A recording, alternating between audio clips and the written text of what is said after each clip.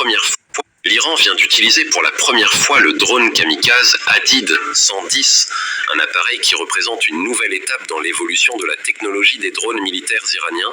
Et ces drones sont capables d'atteindre des vitesses impressionnantes pouvant aller jusqu'à 510 km/h tout en conservant une signature radar extrêmement faible, ce qui leur permet de passer sous les radars d'une grande partie des systèmes de défense occidentaux.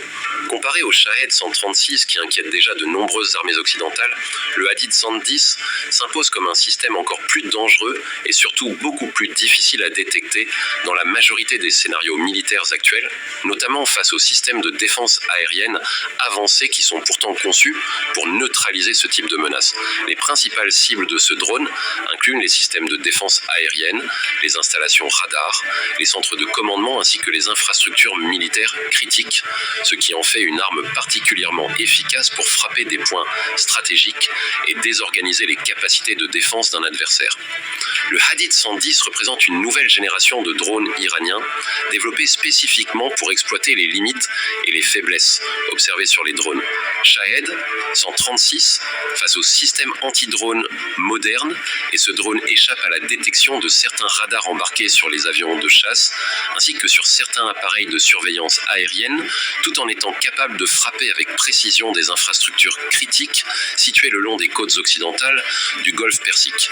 Le choix d'une ogive plus légère permet également d'augmenter considérablement la portée de frappe du drone, ce qui repousse la menace beaucoup plus profondément en territoire adverse, sans nécessiter l'ajout de carburant supplémentaire, renforçant ainsi sa portée stratégique et son efficacité opérationnelle.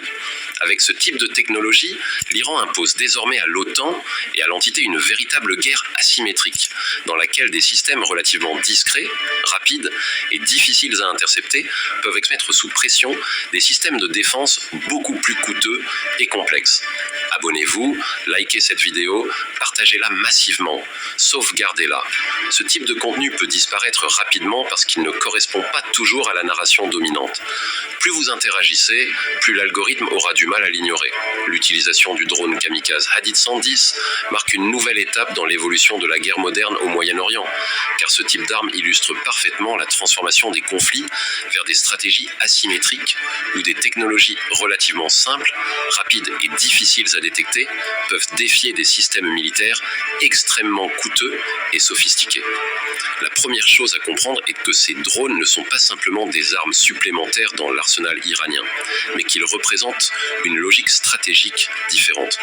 Pendant longtemps, les grandes puissances militaires ont investi des milliards dans des systèmes de défense aérienne complexes, conçus pour intercepter des avions, des missiles balistiques ou des missiles de croisière. Cependant, l'apparition de drones kamikazes rapides, peu coûteux et dotés d'une signature radar très faible, modifie profondément cet équilibre. Le Hadid 110, capable d'atteindre environ 510 km/h, est particulièrement problématique pour les systèmes de défense traditionnels, car sa petite taille et sa faible signature radar compliquent sa détection. Cela signifie qu'un système conçu pour intercepter des missiles sophistiqués peut parfois avoir des difficultés à détecter un drone beaucoup plus discret qui arrive à grande vitesse. Un autre aspect important concerne le coût de la guerre.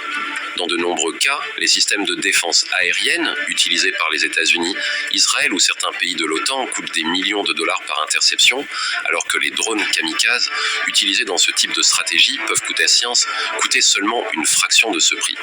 Cette asymétrie économique crée une situation dans laquelle l'attaquant peut épuiser progressivement les défenses adverses en lançant des vagues de drones.